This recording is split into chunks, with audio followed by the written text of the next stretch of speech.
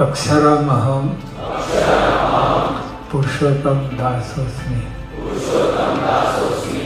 अक्षर एवो हूँ, पुरुषोत्तमनो दास छूं।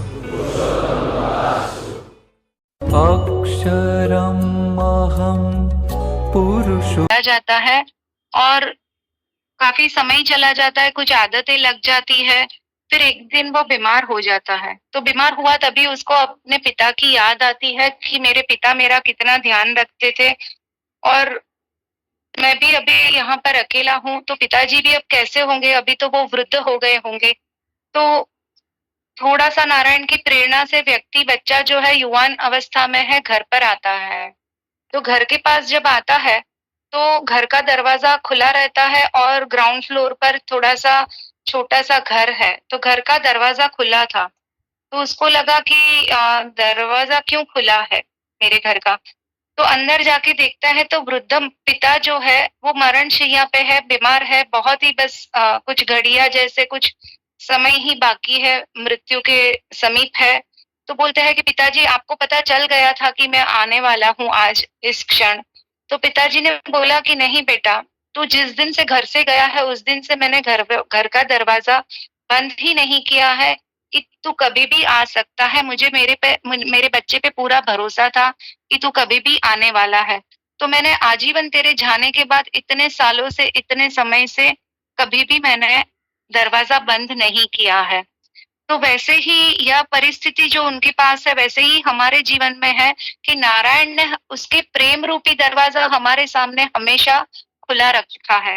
लेकिन हम क्या कर रहे हैं, उस वक्त यहाँ वहां भटकते रहते हैं, प्रश्नों से उलझते रहते हैं, व्यक्तियों से उलझते रहते हैं, परिस्थितियों से उलझते रहते हैं। और जो दरवाजा खुला है, नारायण का जो प्रेम वहां पर हमारा इंतजार कर रहा है, वेट कर रहा है, वहां पर हम जाना चूक जाते हैं।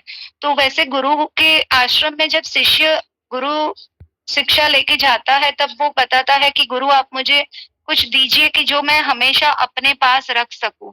तो गुरु जो है वो उनको एक दर्पण देते हैं और बताते हैं कि ये जो दर्पण है उसमें तुझे जो भी है वो सत्य दिखेगा। तो मैं एक शक्तिशाली हो गया, ऐसे शिष्य को थोड़ा सा अहंकार एक अंतर मन में उत्पन्न हो गया, जो भीतर ही भीतर उत्पन्न हुआ, लेकिन शिष्य को पता नहीं चला कि मेरे अंदर एक अहंकार उत्पन्न हो चुका है। तो वो जैसे ही दर्पण गुरु के सामने देखता है, गुरु ने उनको बताया कि ये दर्पण में तुझे जो भी सत्य है वो दिखेगा।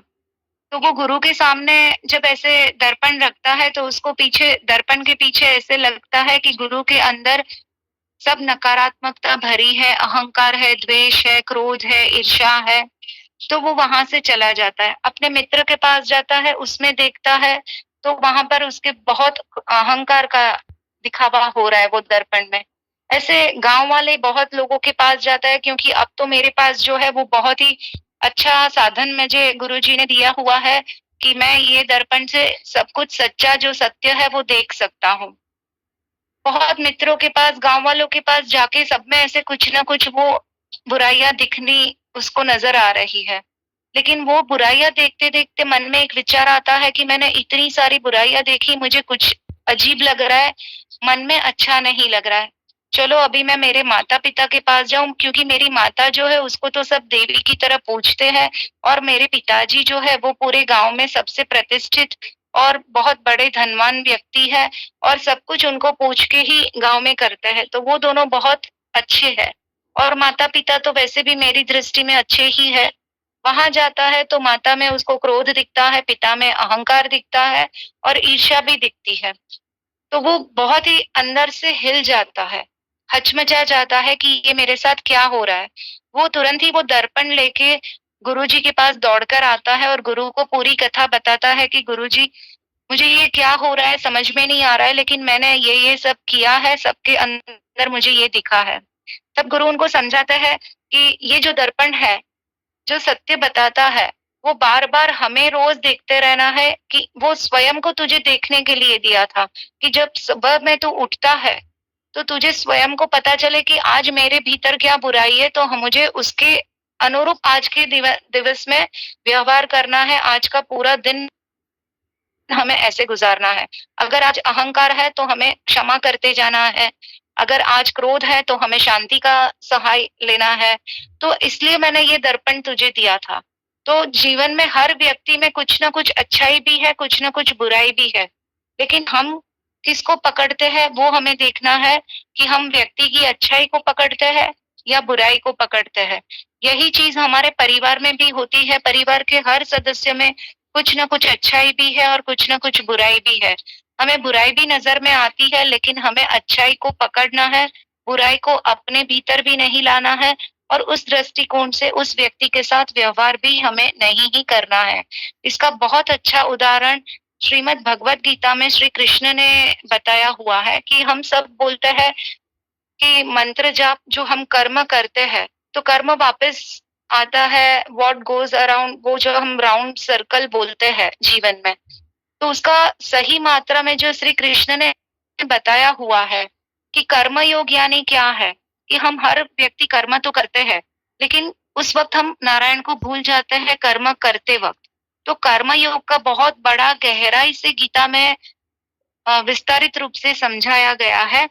उसको बहुत सूक्ष्मता से हमें समझना पड़ता है। बहुत गहरी सूक्ष्म दृष्टि से अगर हम पकड़ लेते हैं उस चीज को तो हमें पता चलता है कि सिर्फ कर्म यानी कि मैंने आज अच्छा किया तो मेरे साथ अच्छा होगा या मैंने आज किसी का बुरा किया तो मेरे साथ बुरा होता है, ऐसा नहीं है। जो अच्छा हुआ तो वो अच्छा भी हमें ऐश्वर्य भोगने के लिए वापस आना पड़ेगा और जो बुरा किया है तो वो भी हमें सहन करना पड़ेगा। लेकिन उससे भी आगे क्या होता है तो हम बोलते हैं कि मृत्यु है या मोक्ष है। तो मोक्ष की इच्छा भी हमें नहीं रखती है। हमें क्या रखना है कि हमारा जो कर्म है उसमें हमें नारायण को साथ में रखना है। फिर चाहे वो जो भी कर्म आज सुबह से दिनचर्या में मेरे सामने घटना घटित होती है, जो कर्म में हम है मानसिक रूप से, शारीरिक रूप से या आध्यात्मिक रूप से कहीं ना कहीं हम जुड़े हुए हैं, तो जो कर्म कर रहे हैं उसमें हमें सबसे आगे नारायण को रखना है। हर कर्म में साथ में नारायण को रखना है और हम नारायण के सानिध्य में वो कर्म कर रहे हैं तो जो भी कर्म है वो निष्काम कर्म हो जाता है और उसी को कर्म योग बोला जाता है। तो निष्काम कर्म में जब हम आगे बढ़ते हैं तो कर्म हमें स्पर्श नहीं करता। जब कर्म हमें स्पर्श नहीं करता है तब हमें धीरे धीरे पुण्य का भी फल नहीं मिलता है, पाप का भी फल नहीं मिलता है और हम नारायण के जो प्रेम रूपी दरवाजा खुला है वहां हमें प्रवेश मिलता है और वो प्रवेश करने की एक दृष्टि हमें मिलती है, एक हमें समझ मिलती है और हमारा जो एक आगे का कदम है वो प्रेम भरे दरवाजा खुला है वहां जाने के लिए सक्षम होता है।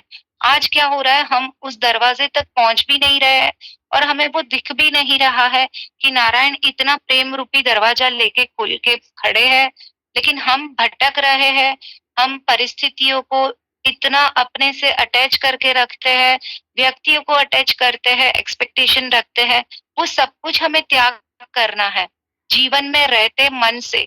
ऐसा नहीं है कि हमें कोई भी अपनी फर्ज चूकनी है या परिवार का त्याग करना है, लेकिन धीरे धीरे बुरे विचारों का ऐसे निष्काम कर्म से अपने भीतर से त्याग हो जाता है और जैसे ही वो बुरे विचार, बुरे कर्म का त्याग होता है वैसे ही धीरे धीरे हमें सत्कर्म का आगे पता चलता है और किस तरह से हमें अपने जीवन में आगे बढ़ना है वो एक राह मिलती है।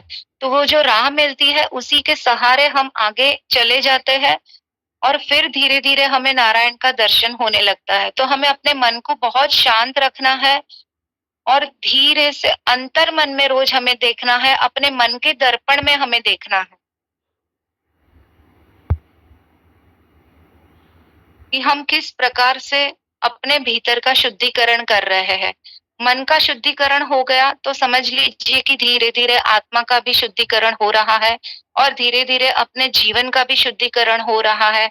मन का शुद्धिकरण से धीरे धीरे हमारे कर्म का भी शुद्धिकरण हो जाएगा।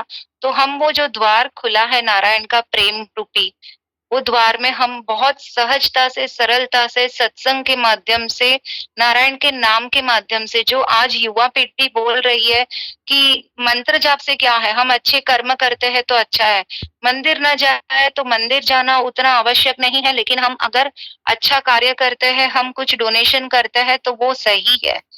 वो कार्य बहुत ही सही है, वो बात सच्ची है, लेकिन उसमें कहीं न कहीं हमें वापस वो स्वीकार करना है, सकारात्मक कर्म भी और नकारात्मक कर्म भी।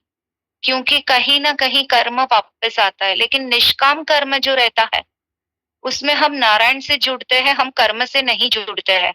कर्म से हम डिटैच होते हैं। तो हमें हर क्षण नारायण से जुड़ते रहना है और नारायण से जुड़ने के लिए बार-बार जैसे मोबाइल का चार्ज है, वैसे अपने आत्मा को, अपने मन को सत्संग रूपी अपने जो संपर्क में सकारात्मक लोगों की मित्रता रखना और उसमें आगे बढ़ते रहना, तो ही हम वो सकाम कर्म, निष्काम कर्म की ओर आगे बढ़ सकते हैं। नारायण, नारायण।